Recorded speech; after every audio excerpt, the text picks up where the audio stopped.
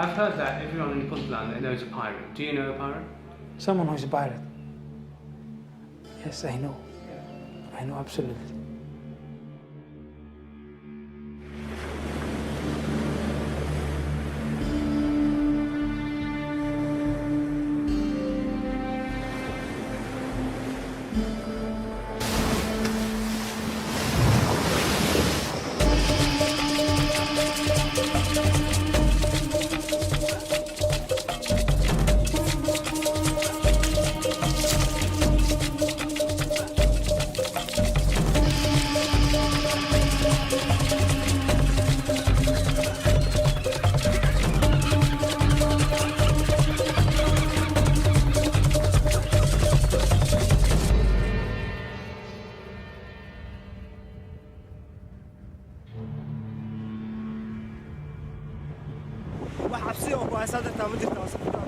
maxaan u baqayaa ama waa dhimanayaa ama lacaladaana dhibaataysa baan soo qabsanaynaa oo lacag ka qaadanaynaa.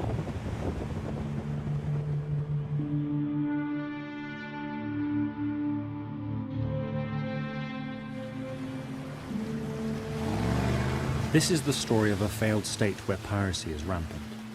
There are currently 44 foreign vessels and 689 hostages, mainly from the Third World, held for ransom off the Somali coast. These are some of those ships. Until last year, the coastal town of Garad allowed the pirates to anchor off their shore, whilst local people ferried provisions and supplies to the pirates and their captives during what could be months and months of protracted ransom negotiations. When Europeans or Americans have been taken hostage, an international outcry and news headlines have eventually guaranteed their release. This film tells the story of a group of non-Western captives, left in terrible conditions for far longer periods of time, considered less valuable than their ships and their cargoes, and ignored by the world's media. The Iceberg One was sea-jacked on March the 29th, 2010, in the Gulf of Aden. It is United Arab Emirates owned and Panama flagged, with a multinational crew.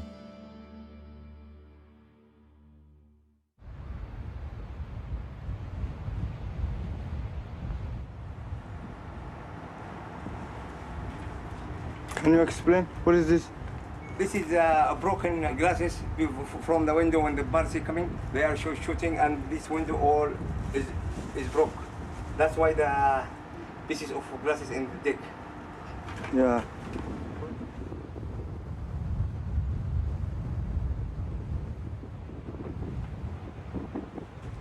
What is this? Door. They close it? They don't want anybody inside. Yeah, to come out. To come out, especially when they see the warship here around them, they try to cross all the gates. Yeah. It's a bad situation here.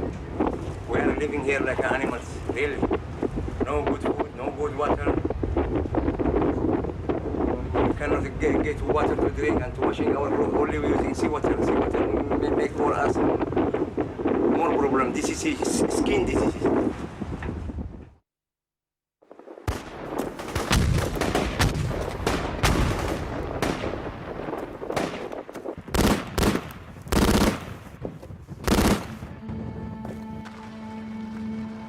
Somalia has been without an effective central government since the fall of the Siad Barre regime in 1991. As rival factions constantly fight for power, the country has become divided into 3 separate regions. South Somalia is currently ravaged by drought and facing a huge refugee crisis. Throughout the south and in the capital Mogadishu, civil war continues between the UN-funded transitional federal government and their Islamist opponents, Al-Shabaab.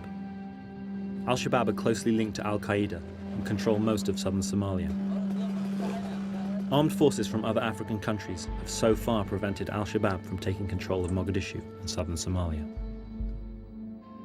Somaliland in the northwest of Somalia declared independence in 1991, but has not been recognized as such by the international community. Puntland, seeking to escape the violence in the south, declared autonomy in 1998, but has stopped short of declaring itself an independent state. With its vast coast so close to the world's busiest shipping lanes, Puntland is the region from which most pirate missions are launched. Until recently, the coastal towns of Ale and Grad acted as safe havens for the hijacked ships and their pirate masters, allowing them to take on provisions and fuel. Galkayo, a city lying on the border between South Somalia and Puntland, has become a refuge for many fleeing the violence which mars the south.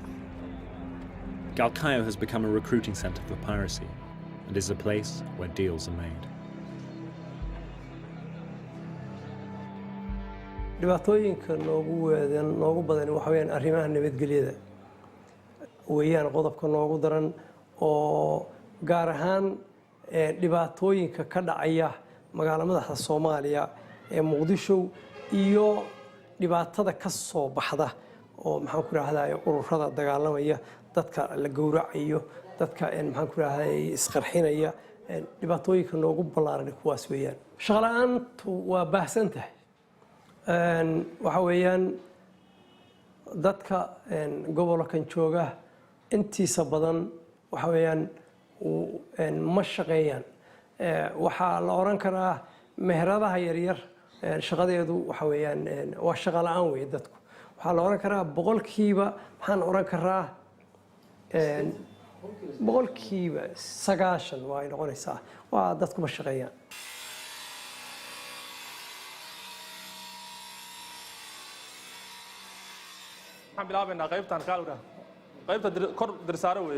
Basic infrastructure is lacking throughout Somalia, and foreign organizations are a source of services such as health and education. Galkayo Vocational Technical College is funded by a Swedish non-governmental organization and plays an important role in the region.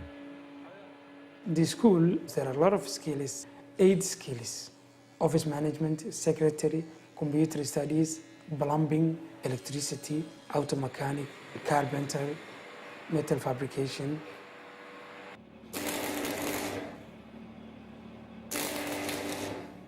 Technical schools are almost dead. The country is in a civil war. It's in destruction. There's no government functioning. There's no, schools working. Technical schools are almost dead. But what, make them work was the international aid organizations. Without those aid organizations, even this school would not exist. This school today would not exist.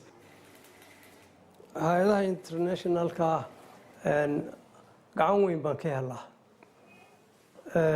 sida runtii ah ha ahaadeen kuwa hay'adaha UN-ka ama ha ahaadeen oo kale waxa weeyaan gacan baan ka helnaa waxyaabo badan baa suuragal ah oo ay wax ka qabtaan sida waxbarashada caafimaadka iyo horumarinta gaar ahaan qaybaha dhismayaasha iyo waxyaabo la mid ah. It's not our money. It's other people's money. We know them. We know that money. It's not from our pockets, our community of Somalis or Africans. It's not from that. It's the Europeans, from Americans, from Asians or Arabs, whatever. It's not our money, but it's, some kind of aid to survive. With so little employment, the local population is dependent on financial support from Somali family members who live and work abroad. This remittance accounts for around 60% of the total Somalian economy and allows the people to buy basic foodstuffs and survive on a daily basis. Along with assistance from the non-governmental organizations and UN agencies, this support is probably preventing the region's refugee crisis from worsening.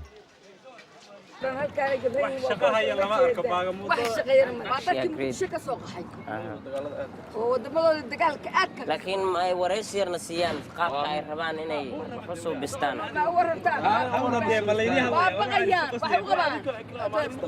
waxba kala teed baa la oran jiray aamus waryaa wadanka aamus ilaa 25 sano reerkaygu bacadeen bidkii bil baan furay dhawaan adigu bil buu ii shaqaynayaa wal maalmeedka waa laga helaa laakiin reer iyo wax lagama biili karo waa nolol maalmeed nimaan balwad lahayn waxay ka waran soo aragtaa raggan oo intay badda fuulaan lacag badan soo qaadanay lacagtaas anigu waxa weeye kun xalaal ayaan raadinayaa dhagax anoo ka shaqeeya ama godob wada iiga muhiimsan. Somali youth are almost abandoning from the country. They are going to the outside Somalia, Europe or United States. After a year or 6 months or 1 year after, he will come back. He buys a piece of land, then he builds a villa, he owns a car, he makes a second marriage. That is a bit challenge to the youth, mostly the man who is here and doing nothing, only waiting for $100 or $200 from his cousin or brother outside Somalia.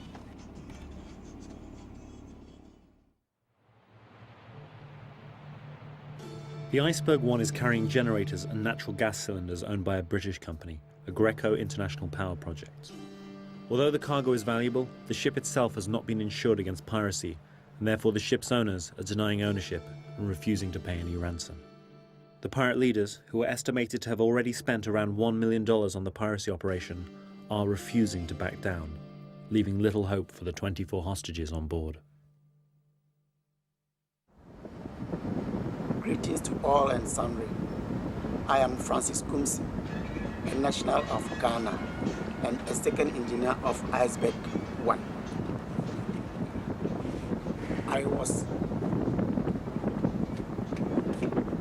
joined this vessel in Salalah, Republic of Oman, on the 17th of September 2009 till now. On the 29th of March 2010, the vessel was hijacked by Somalia pirates. Today, we have the privilege to talk to the whole world to come to our aid, because we've heard that Obama, the United States President, said no owner of a vessel should pay a ransom to the pirates, hence making these pirates very aggressive on us. Whereas no one is negotiating with them. The owner of the vessel has totally denied the ownership, saying they can kill us, do anything to us. He doesn't care because the vessel does not belong to him. Now, as I am speaking, we don't have water in the vessel, no food, medical treatment. In fact, now one has gone blind, totally blind. Another one has developed mental illness.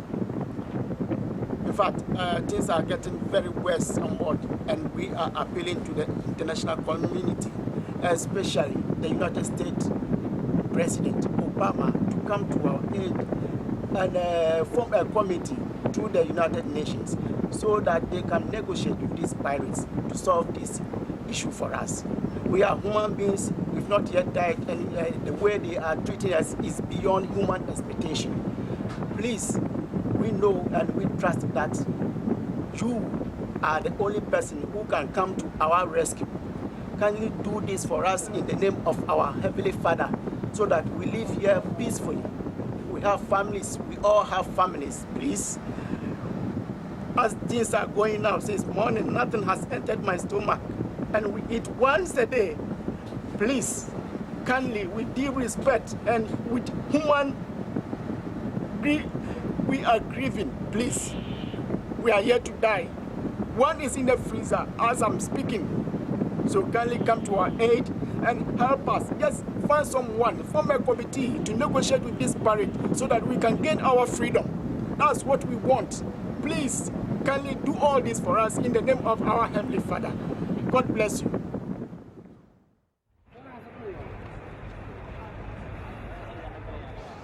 Somalia is a clan-based society, with family ties usually more important than education or government power. Respected tribal elders are in charge of solving day-to-day conflicts, even choosing the members of the Puntland Parliament, and sometimes acting as mediators in the conflicts surrounding piracy operations.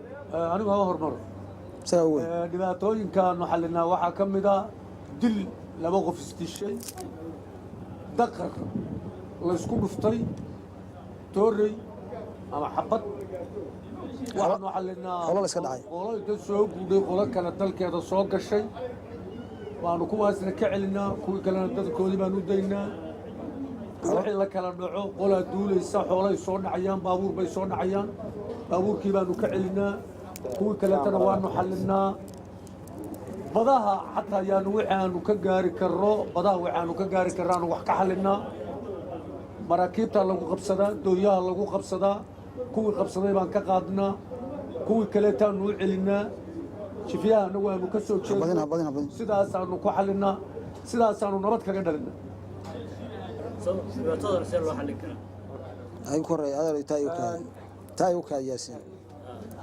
taa waxaan u aragnaa waxa ay ku bilaabatay arrintaasi markii hore dad xeebeley oo kalluumaysataa oo dan yara technication haysan saxiimada yaryar yaa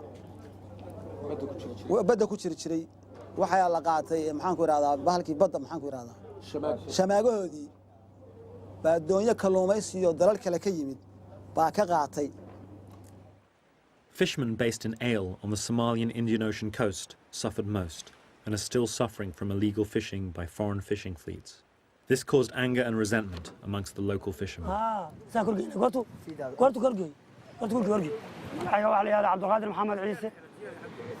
waxaan ahay nin kalluumaysiga oo ku dhashay degmada Ayl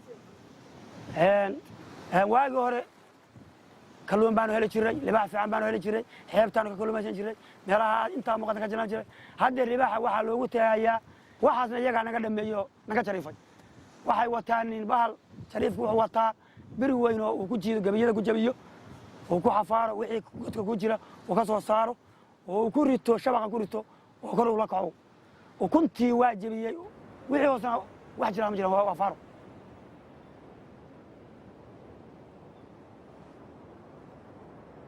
wixii kalifa markii hore way ahayd oo markii dawladda dhexe burburay oo ay ka baxday ilaaladii xeebuhu meesha ka baxday badda Soomaaliya waxa soo galay maraakiib badan oo si sharci darro u kalluumaysanaysa maraakiibtaas waxay kalifeen inay qaataan qalabkii dadku lahaa xataa dadkii qayb laayaan taas waxa ka carooday dadkii ganacsatada ahaa ama dadkii maartay badda ka shaqaysanayay weerar baa lagu qaaday weerarkii waa si xad dhaafay wuxuu gaaray markii dambe in maraakiibtii xamuulka ahayd say ku bilaabatay walaas qaadatay way ka daba tageen iyagii groups bay samaysteen kalluumaysigii way qabsadeen niman baa soo baxay ciidan way qabsadeen waxbay ka qaateen oo siiyeen waxaas markaan hore ma badnayn wixii waxay la gashay dad aan waxba dhimin oo international badda u marayo dhaqaalahoodii waxoodii wato caadi oo aan dambi lahayn in lagu dhigay keen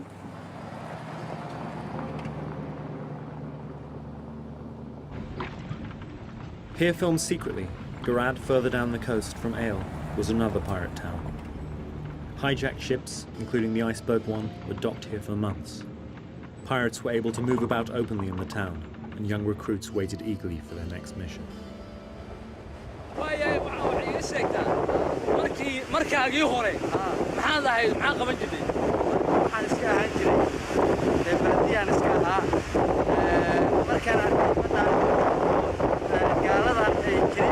waxaan ku soo dhaqaaqay inaan badaheena ka nadiifsano gaaladan jiriifaysa badeena waa maasan walaala ma nihin waxaan nahay dad Soomaaliyeed badana magac kale maraakiibtii jilaabka ahaa oo badeena jilaabanaysay iyo waxaan macnaha garaacaynaa shuruucda nagu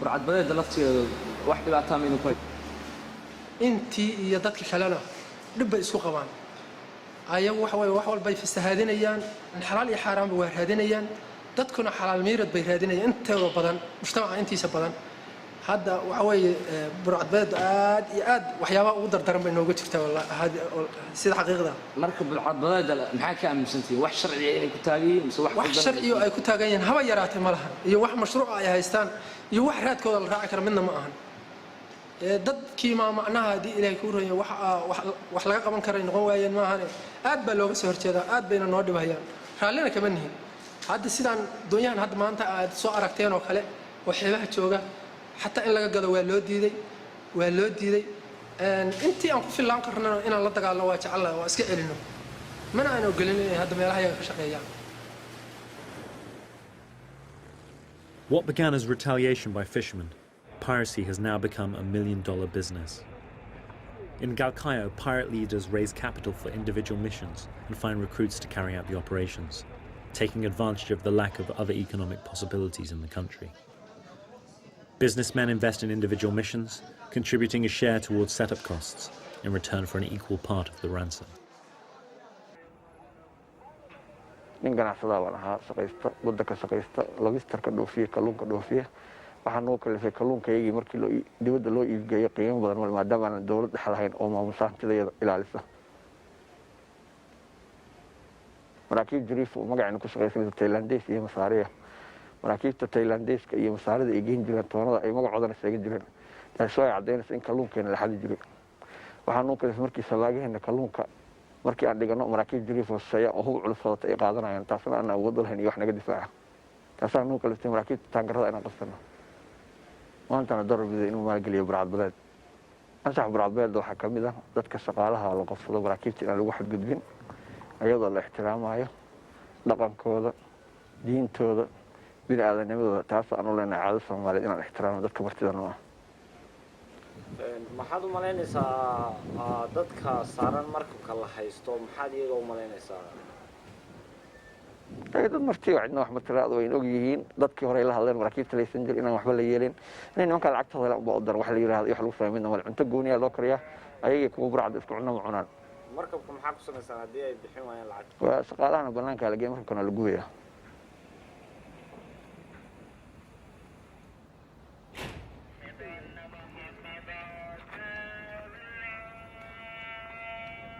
Like Gorad, the coastal town of Ale was taken over by pirates and hijacked ships were docked off its shore.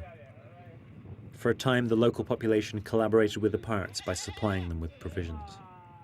During that time, Yashin, a local resident, came to know the pirates well.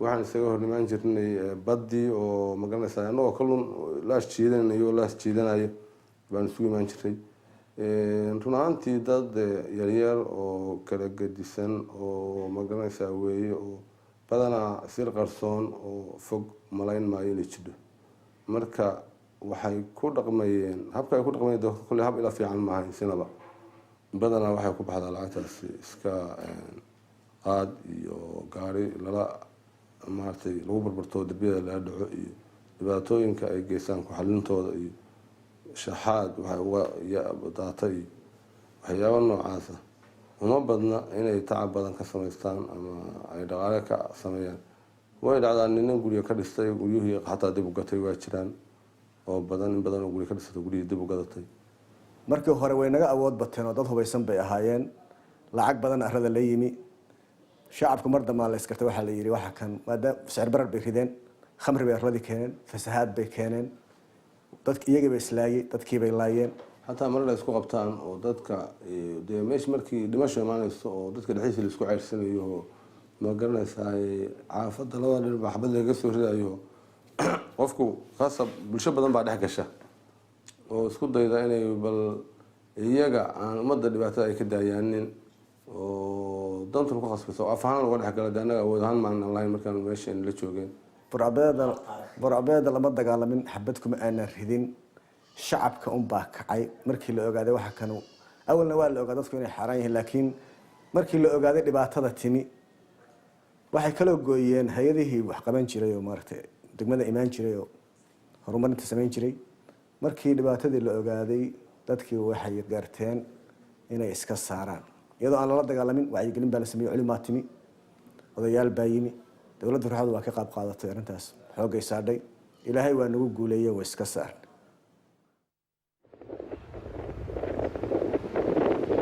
قال يا حلو لعقت وبحيو أنا فرشة عندوني وكريم سكت وكمل وعمل صبر من حلو وترى أو سوا عاجزين بان على إنجلس كل يعني على واحد دان مع أدرسات هذه أي لوك بي سيقة هذه يكون عسيم حبيسين وقال بحيث تجلس إلي أنا ملاين بيسكر بتاعي هذه معناها مش كسدين لا يا صدق واحد قال أنا يجي البيع يا عطاطا أحد شيء يا كذا والدنيا wixii danaynaya dib u lahaayeen iyo dibadda ahaayeen wixii danaynaya ay isdiisaan meeshaasna waxbarashada la baxaan.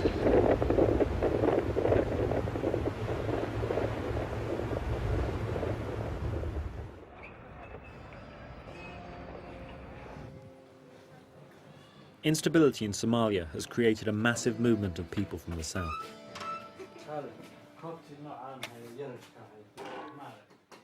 Sarah is an economic migrant who's left behind her children to earn a living in Galkayo.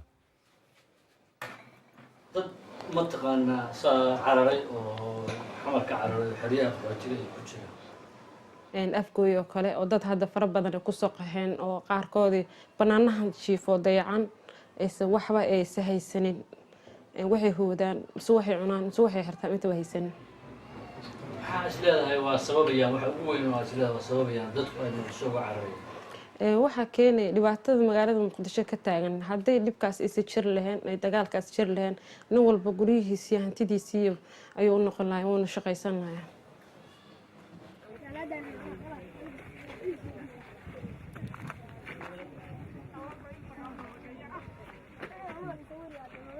To cope with the influx of people from the south, the UNHCR has set up makeshift camps here in Galkayo, providing basic needs and services. Not much more than a tap with water and the right to remain here. There are around 1.5 million internally displaced people in Somalia.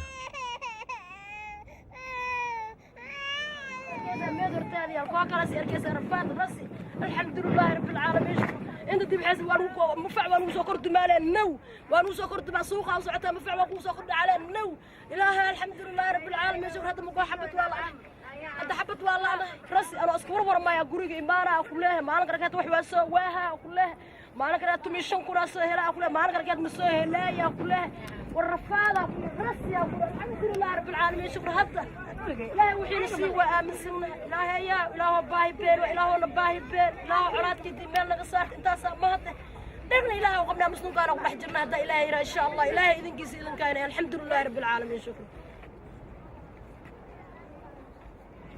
dagaal baa oo soo qaxay oo ninkii biiga dhex dhintay dadka dhan rafaad baa ka muuqdo wixii qashan u baxay wixii tuugsi u baxay aan ku wada noolnahay qashan oo ka soo qaadna naaga faayna ka soo qaadna maalin marshay ay alkarsa maalin waa la waaha rafaadkaas baan ku dhex jirnaa kuwa farxu meey aniga naftirkeena farxu meey xataa marka si fiican ugu sharax maxay dadkaas madada magaalada noo sharax nin habeen socdo tuug ee miyaas la caday kara karuqa hooyadeeya waa dhimatay hubiya ku dhacay waxaa ku dhimatay xamar aan ku soo kaxnay hooyadeyna idne waa dhimatay aabaha ma dhintay aabeya sayna waa dhintay sidee baa halkan ku timaaday halkaana walaashii iyo anaka soo raacnay maxaa aad leedahay badana oo aad weydaa niidiya xaliima xasan maxamed haya meeyaa intii ku qaday ninka wuu joogaa waa gar caruurtii meeye caruurtii hooyaday 11 qof hooyana uga dhintay ana waa ku dhaawacmay ilmaad 10 ilmood baan haystaa waa saas aabood waa tahriibay waa saas markaan koonfurka soo nimid kan waa la waayay shaqo la'aan baa ku dhacday meel ku dambeeyay lama yaqaano ma fahanti halkaas aan ku xaroodaa guri ma haysto maacuun ma haysto mustaqbal ma haysto ilmihi waxay ma bartaan inta ma haysto dhibintaa ka badan miyaa nin ma haysatid nin ma haysto ma haysto waxay ma bartaan waxaan ku idaa waxaa teendha maro roobka ugu sii daayay waaya ilaahay waa wax la siinayaa ilaahay na siinaayee annaga ama waxana si wax laga tagaa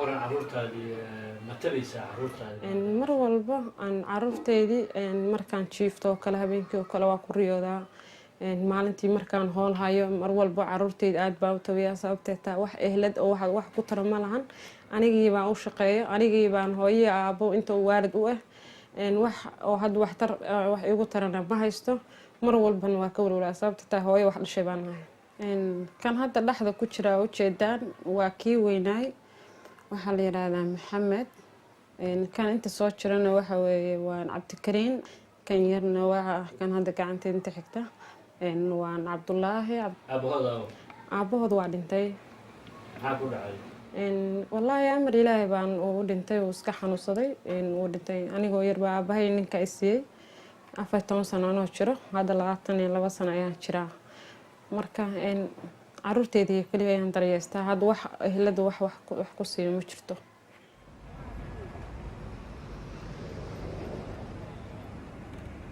The United Nations provides tens of millions of dollars each year to Somalia for food, shelter, security and other assistance.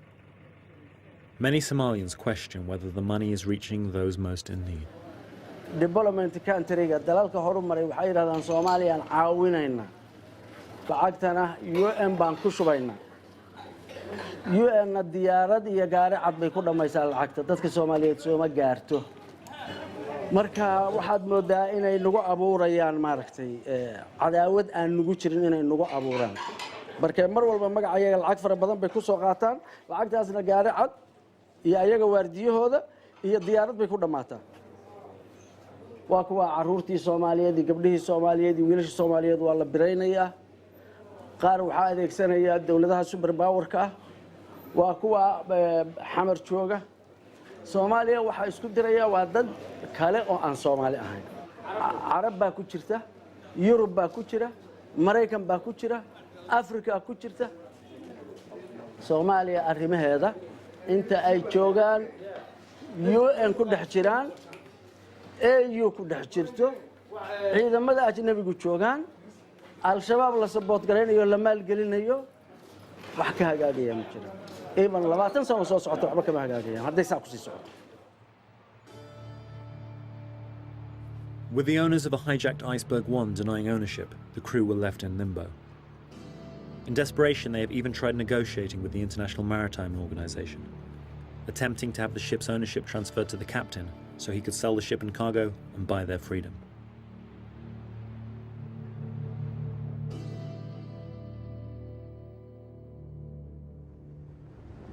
Yes, my name is Jewel Ahyamble, a Ghanaian on board MV Iceberg 1. I am the electrical engineer on board.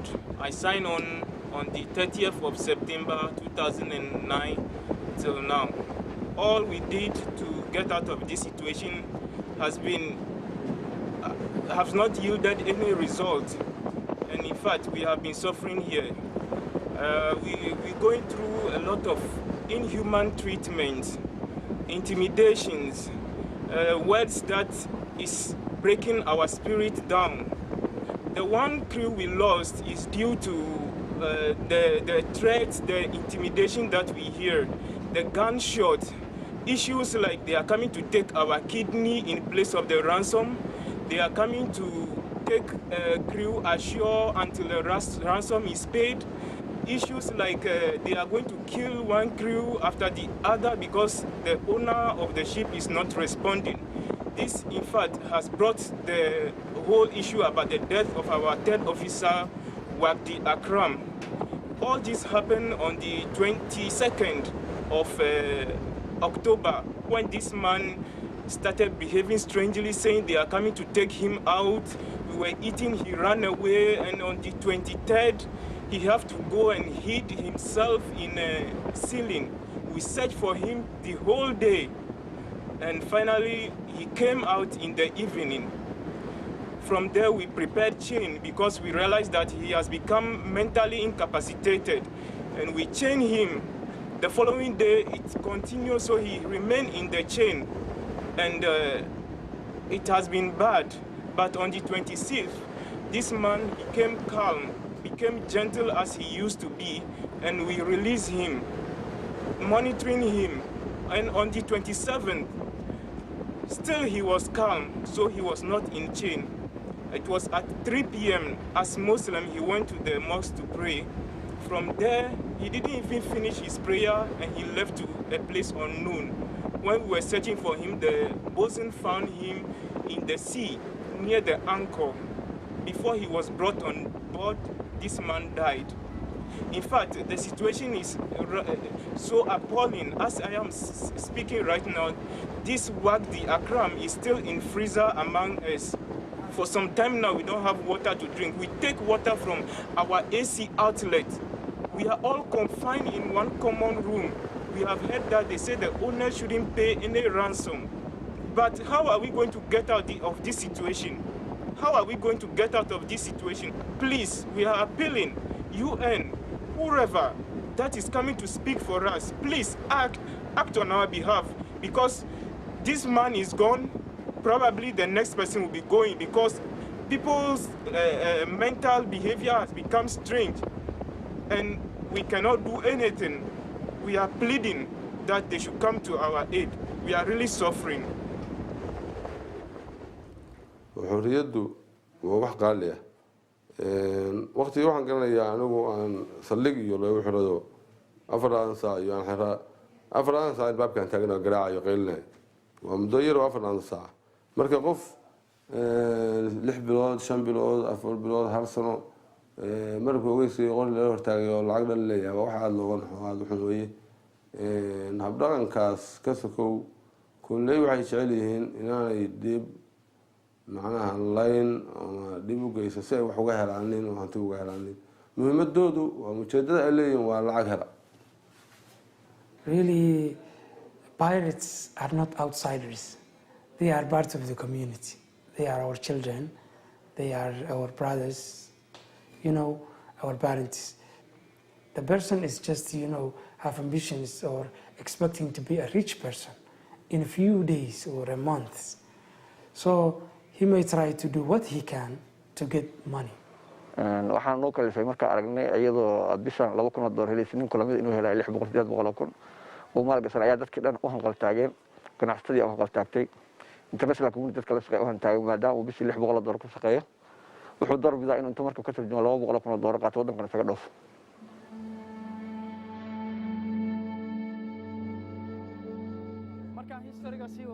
Mustafa is a young Somali who, like all his friends, has not seen a functioning government in his entire life. Starved of opportunity and education, and with huge pressure to support their families, young people face an obvious temptation to turn to piracy. waxaan ka mid ahay dhalinyarada Soomaaliyeed. waxaan ka mid ahay dhalinyarada kubadda dheesha. dhibaatooyinka waddanka ka jira waxay sababaan oo kalifeen dhammaan bulshada Soomaalidu way dad badan oo aan jeclahay walaalkay iga weyn Maxamed Cabdi Yuusuf maanta wuxuu jiraa 25 sano oo 26 sano ama 25 kabacdi waxa si aan la igu talagalin ii soo gaadhay ninkaas wuxuu ku biiray burcadbadeed waan wacay wuxuu ii sheegay in hawshaasi been tahay markii ugu dambeysay wuxuu tagay Boosaaso wuxuu ka shaqeynayay arrimaha kalluumaysiga markaa wixii ka dambeeyayna meel aan ku sheego ma garanayo mar waxa leeyahay burcadbadeed baa loo qabtay dawladaha qaatay mar waxa leeyahay waa la dilay oo burcadbadeed baa loo dilay darteed waxa leeyahay way lumeen oo doon baa la tagtay soo kala dhalinyaradii badday ku dhamaatay qaar taariikh bay ugu dhimanayaan qaarna waxay ugu dhimanayaan burcadbadeed furbanoni kuwa xirxiran hooyooyin baa ilmahoodii la kuwa la waayay marka all that waa dhibaatooyin waxa weeya jireeya.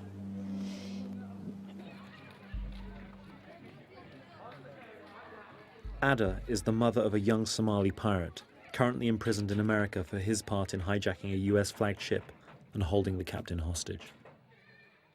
US Navy snipers killed 3 of his colleagues during the rescue operation.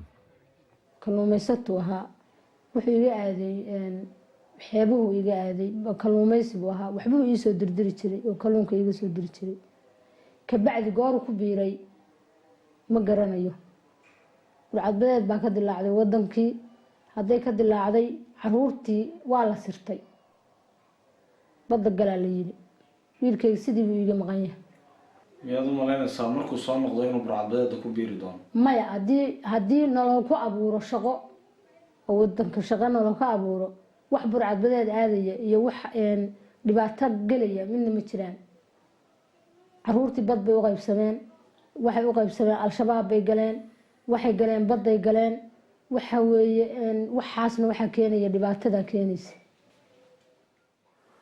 soddon kun 20 kun 40 kun waagi hore badda cas bay ahayd badda cas way sahlan 15 kun 20 kun ku bixiyay hadda wadda Indiya seen waaye tababar baa laga yaabaa inay khasaaro dhacdo marka saamiga waa la badiyaa dad badan ma ka qayb gala si sharax doonta qiimaheeda doonta waxaa qiimaheeda 12 kun ilaa 14 kun oo dollar RBG waa $800 xabadiisana $200 qori walbana wuxuu dhigmaa qiimo ku kacay ilaa ay qofka wata $1500 taasi waxay keenaysaa 35 kun ilaa 40 kun oo dollar inay ku baxdo Indian Ocean ayadoo meel dhaadheer laga doonayo maraakiibta la qabanayo everything bay noqonaysaa lacagtaas waxaan ka maqlay habka ay u qaybsadaan heshiisyadii ay hore u galeen qoraalada ahaa intaanay badda aadin ayay ku dhaqmaaneen oo ku qaybsadaan marar dee ay xumaata dhex gasho dhexdooda oo isku ballaayaan waaba dhacdaaba oo qaybtooda ay iskaga dhimato oo laba gurub noqdaan wax noocaas oo kale waaba dhacdaa badanaase waxay raacaan habkii awal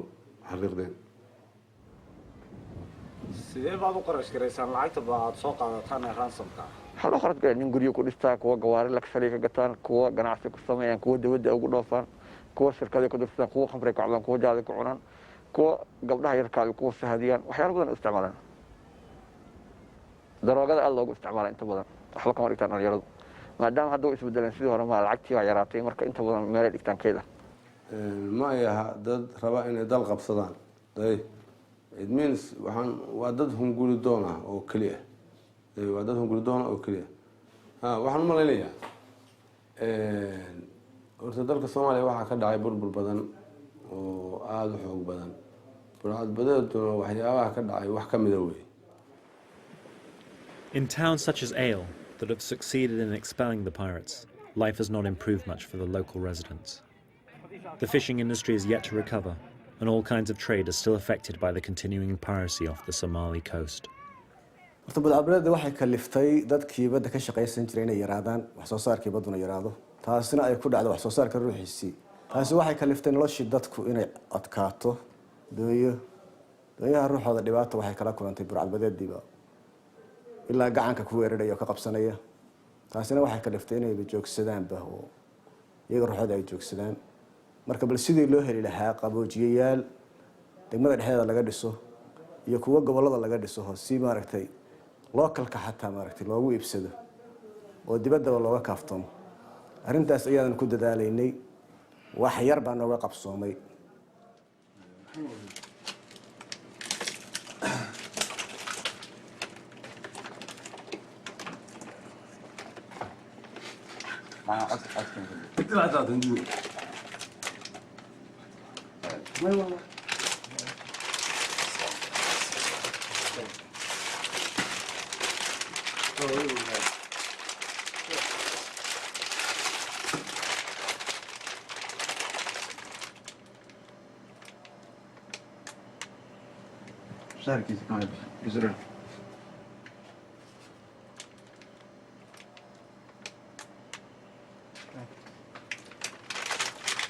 This dead body of the third officer named Wagdi Akram.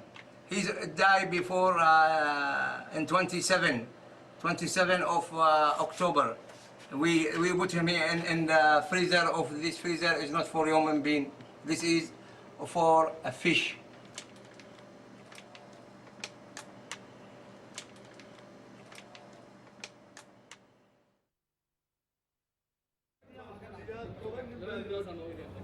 marka Soomaaliya dhibaatada haysata waa dhibaato ka timid dawladaha danaha kale Soomaaliya itaalkeedana og inaysan iyadu maanta wax qabsan karin marka burcadbadeeda anigu waxaan u arkaa tan Soomaalidu inay minor tahay oo wax yar tahay laakiin burcadbadeeda weyn inay tahay dawladaha Soomaaliya khayraadkeeda kaydka ku xisaabtamaya Soomaaliduna ay awood isaga dhicisa lahayn anigu saas aan u arkaa waxaan inta ku dareeyaa wax yar baan ku dareeyaa haddaan degmada ay lahayd haddaanu ka guulaysanay burcadbadeedii oo iska saarnay weli kama aanaan guulaysan maraakiibtii jariifka ahayd oo weli way nala joogaan dhibaatadana sidii bay noogu hayaan marka lamana joojin marka maxay kula tahay burcadbadeeda ma la joojin karaa waa la joojin karaa waa la joojin karaa laakiin waxay u baahan tahay wax badan waxay u baahan tahay in la helo maamul awood leh oo hanan kara xeebaha dhan kow waxay u baahan tahay sida dowladda oo awood badan u yeelata inay dhinaca badda ama dhaqaalo badan ku hesha oo si ay awood u yeelato inay xeeb walba ama bar walba oo laga bixi karo ay kormeerayso. soomaaliyana dhibaatada ka jirta soomaalidu ma wado burcadbadeeda soomaalidu addimo ma aha dhaqaalaha ma haystaan waxa dhimanaya oo maalin walba dhumaya waa carruurtayadii oo badda cunayso oo afarta qaaradooda adduunka lagu kala xukumayo xabsiyada ku kala jira kuwa hadda biriga joogaana noomaba noola ma xadidi karo ma xamili karo malyankaa la siiyey ama lacagta madax furashada lagu sameeyo waxaa la kari karaa. marka ummaddii soomaaliyeed waxa u liita waa jiilkeenna soo kacayo ama yurub jooga ama dalka gudihiisa jooga kuwiina yurub jooga oo dhallinyarada oo loo baahnaa inay mustaqbalkooda ka fakaraan mid soo taga oo soo dagaal taga oo al-shabaab soo aada iyo mid lacagta uu shaqeeyo ku soo maalgeliya aad u qaybsantihiin kuwii inta joogay oo gudaha joogayna waa kuwa qoryaha loo dhiibay oo islaynaya ejka aniga iyo raggaan halkaan farfadhiya iyo adeer meesha xabaddu ka dhacaysa aadi mayno idinkaa dhumaya tashada jiilkiina soo kacaya mustaqbalkiina iyo dalkiina iyo dadkiina u tashada wasalaamu calaykum.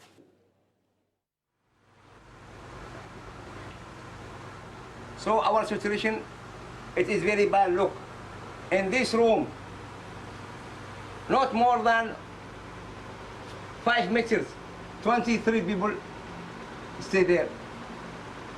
So always they are shooting the guns.